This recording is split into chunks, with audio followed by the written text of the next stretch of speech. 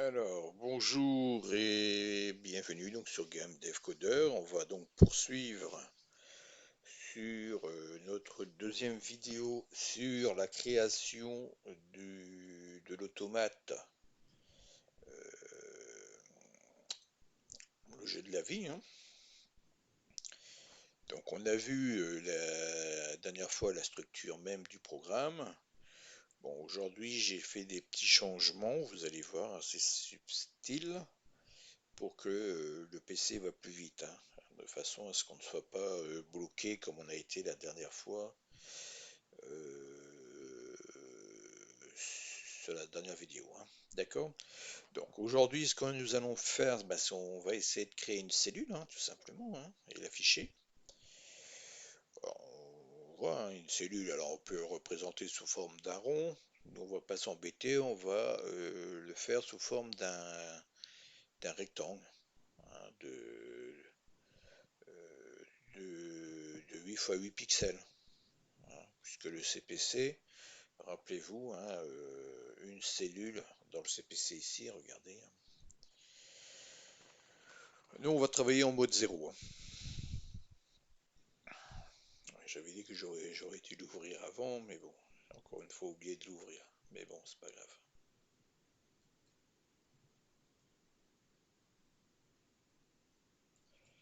Bon, alors, qui veut bien ouvrir l'émulateur?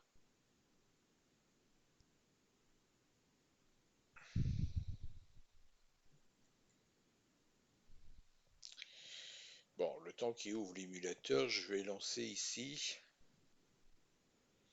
pour vous montrer un peu ce que nous allons faire, hein, tout simplement aujourd'hui.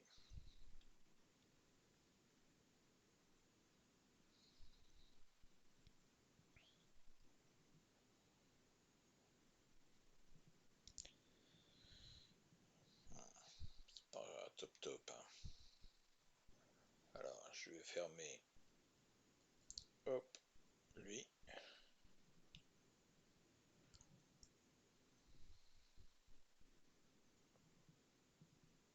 Bon, lui il est ouvert. Je vais le mettre dedans. Alors, est-ce que ce coup-ci ça a marché? Oui. Voilà, nickel. Voilà. Donc, ce que nous allons faire aujourd'hui, hop, voilà, ça a affiché une case comme ça. Alors, la particularité de ce petit rectangle, je dirais, c'est qu'on doit pouvoir changer la couleur, d'accord, et afficher 8 lignes, enfin 2 pixels de largeur, puisque on sait qu'en mode 0, un octet vaut, enfin correspond à deux couleurs, 4 et 4 de chaque côté, hein. Enfin, je ne vais pas réexpliquer ça. Donc on va donc voir comment on peut dessiner une cellule de 8 x 8. Bon, on sait qu'en Amstrad, CPC, si je vais dans le Graphic Explorer, vous voyez, ici je vais faire en mode linéaire exprès, mode écran plutôt. Voilà. On sait que en mode 0, notre écran est divisé en une grille de 40 en X et de 25 en hauteur. Donc on a déjà, je dirais, une grille pour travailler. D'accord? Bon. Et donc du coup, ce qu'on va faire, nous, c'est ça. On va prendre, puisqu'on a déjà une grille, on sait que ici, bah, c'est une cellule, ça c'est une autre cellule, d'accord? Et puis on va se dire, bah, on va créer notre cellule qui fait juste pile poil une case. Comme ça, c'est nickel. Ah oui, il y a déjà la grille qui est faite, puisqu'on sait que la mémoire est entrelacée, et on on sait que chaque bloc, ici, hein, ce bloc-là, fait 8 fois 8. Celui-là fait 8 fois 8. Celui-là fait 8 fois 8. D'accord? Alors, ça veut dire 4 pixels écran Amstrad sur un octet fois 8. Bon, alors, on se doute bien qu'on va pas s'amuser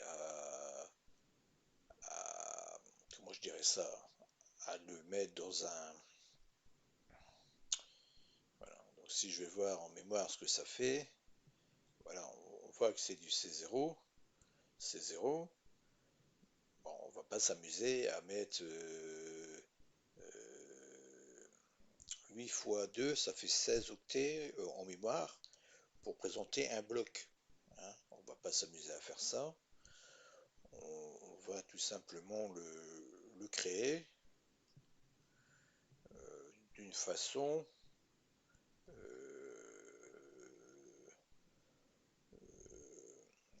comment je dirais ça, d'afficher directement dans la mémoire vidéo, hein, dans la VRAM, les octets. Hein. Ah, il me l'a ouvert ici, d'accord, ok. Bon, maintenant je peux le fermer du coup. Ah, il était déjà ouvert peut-être, oui. D'accord, il était déjà ouvert. C'est pour ça qu'il me le rouvrait et qu'il ne l'avait pas réouvert derrière. D'accord.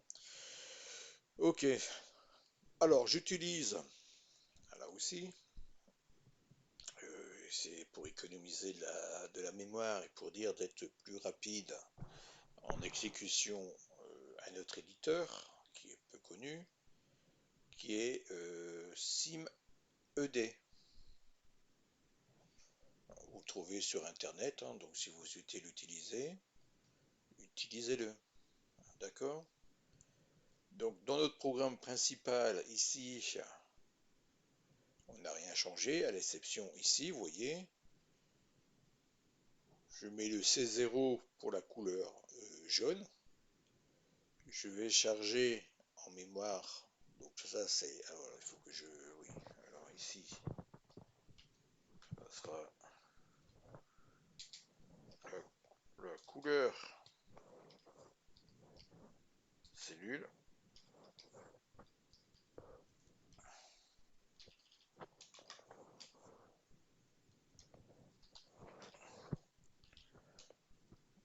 Couleur de la cellule.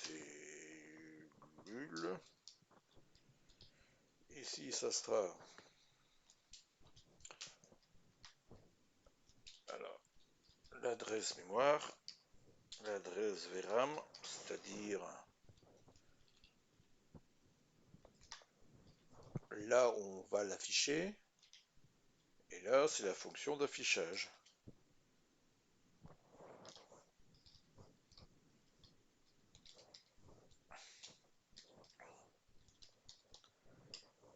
D'accord. Et là on a notre fonction qui tourne en boucle, hein, tout simplement.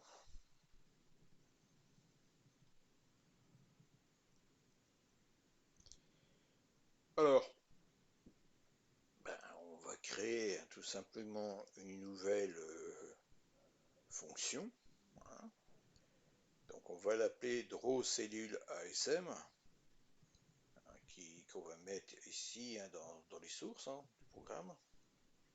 Alors, pas dans les librairies forcément. Bon, là j'ai mis dans les librairies, il me semble.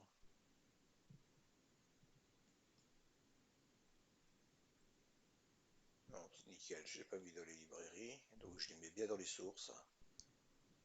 Hein, puisque là c'est propre à notre programme. Hein, voilà, voilà c'est ça. Donc j'ai créé le fichier draw underscore cell pour dessiner ou à l'écran une cellule.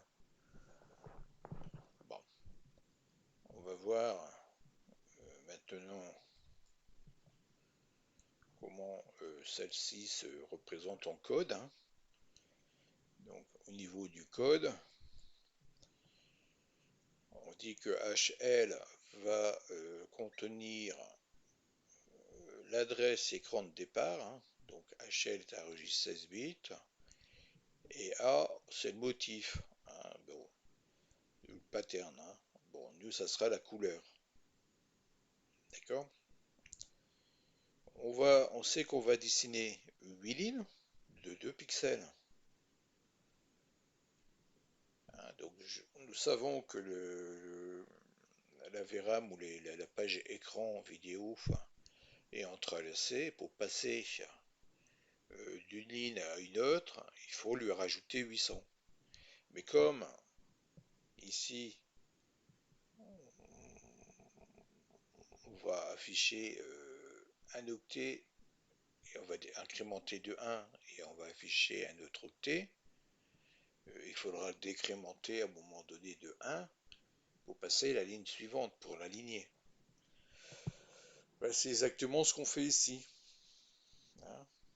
Oui, hein, c'est bête, hein, c'est tout simple. Hein. On va mettre donc entre parenthèses HL, c'est-à-dire à l'emplacement de l'adresse indiquée dans HL, on vient mettre l'octet, hein, là, le C0, hein, c'est-à-dire la couleur. On va incrémenter HL pour faire VRAM plus 1. Et on vient mettre le deuxième octet.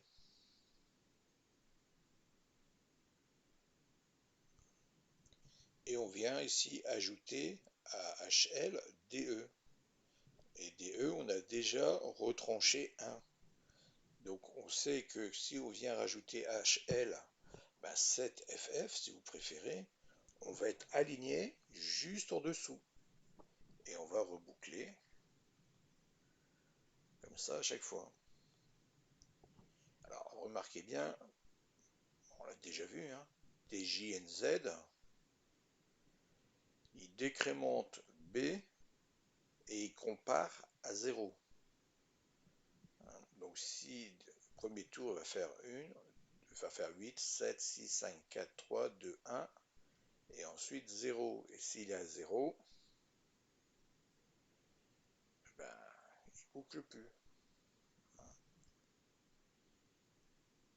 D'accord? Donc si cela est clair pour vous, on a donc maintenant une fonction qui dessine une cellule à une position donnée dans une couleur donnée. Donc si je mets, admettons ici du FF, ça doit être du orange, si je dis pas de bêtises. Alors bien sûr, je sauvegarde. Alors je compile.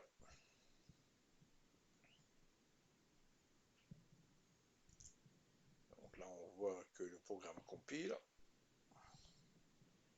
Je reviens ici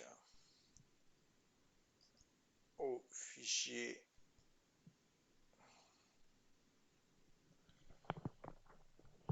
de la disquette. Je lance la disquette.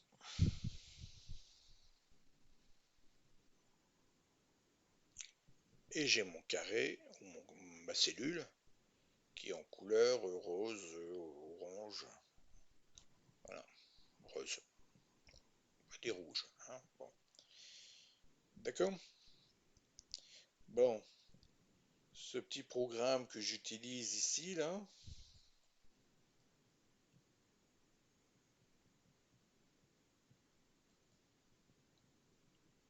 on peut le configurer. Hein.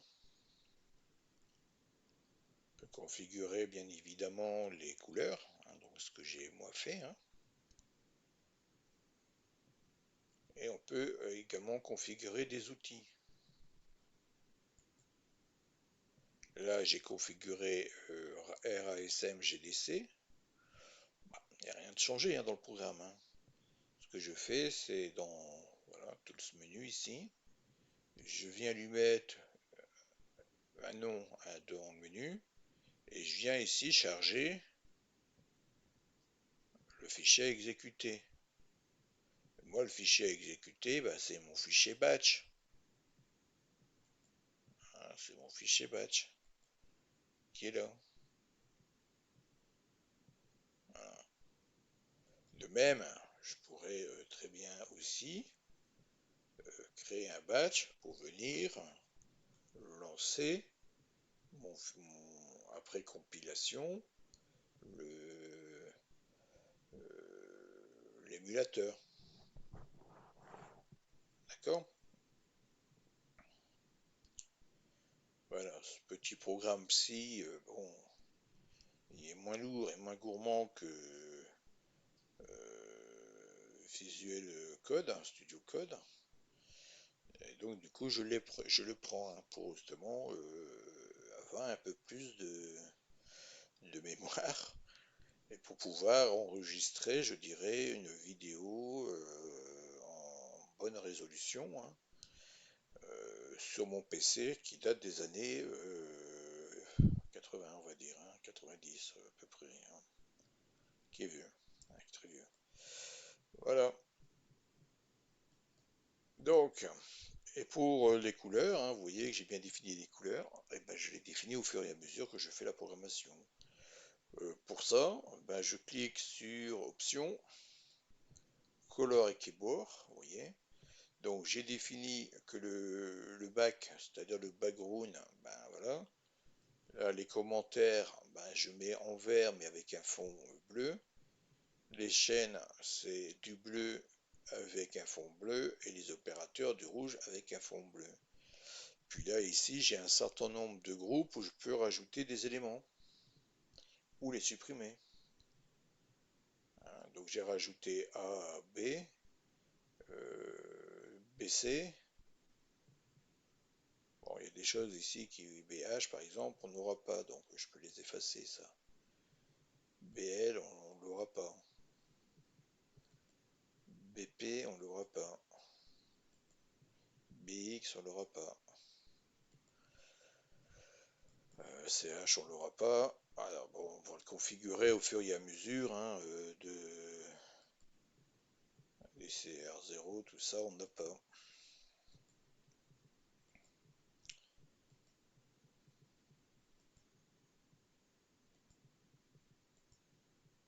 Alors DEG, DH, j'ai pas.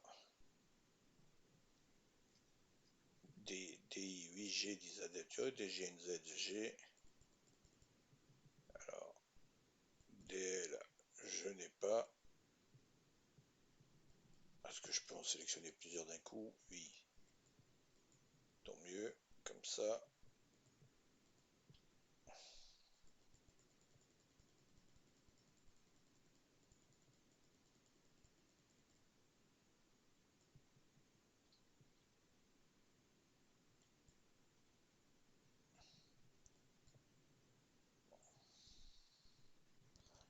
Comme ça, bon, bah, je ferai au fur et à mesure un peu de ménage, vous voyez. Pour garder que je dirais que les opérateurs, les registres de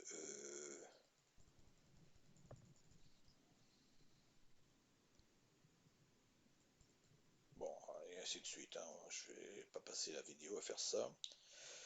Voilà. Un petit outil qui est tout bête, tout simple, qui marche sur Windows 7, voilà, qui prend pas trop de mémoire, qui me permet de configurer bah, des outils pour pouvoir faire la compilation. Alors, je peux pas utiliser ça, il faudrait que je... Parce que c'est dommage hein, que l'auteur n'a pas permis de configurer ça, parce que du coup, on aurait pu mettre notre compilateur et utiliser les éléments ici. Voilà. Bon, tant pis, c'est pas grave. Bon, il n'y a pas pensé, hein, le gars qui a créé ça, mais bon. Voilà. Donc voilà la vidéo que je souhaitais faire aujourd'hui, c'était de créer tout simplement une cellule. Hein, tout bête, hein, vous voyez le LD là, le LD il est pas bon. Et ben je vais faire, hop, voilà, je vais mettre ici color machin. Je vais dans mon groupe A, et ben je vais faire LD, j'ai dû le supprimer sans faire exprès. Je vais ajouter, je le mets en gras et je l'applique. Ok. Voilà, vous voyez, comme ça il est bien maintenant en bleu foncé. Bon, bien sûr, je pourrais tout mettre, hein, ça je le laisse en rouge. Bon, je pourrais tout redéfinir, mais bon, voilà, je fais à fur et à mesure.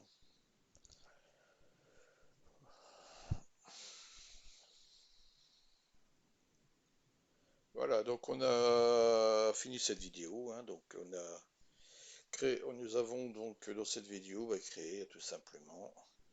Puis ici, je vais le mettre en petit, j'ai mis en grand, mais c'est en petit qu'il faut le mettre.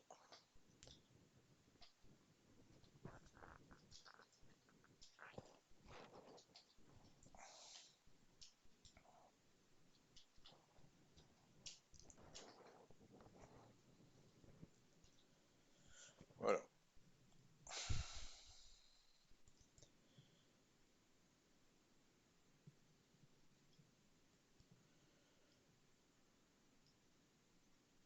Voilà, donc nous avons configuré une petite fonction pour dessiner des cellules avec des couleurs données.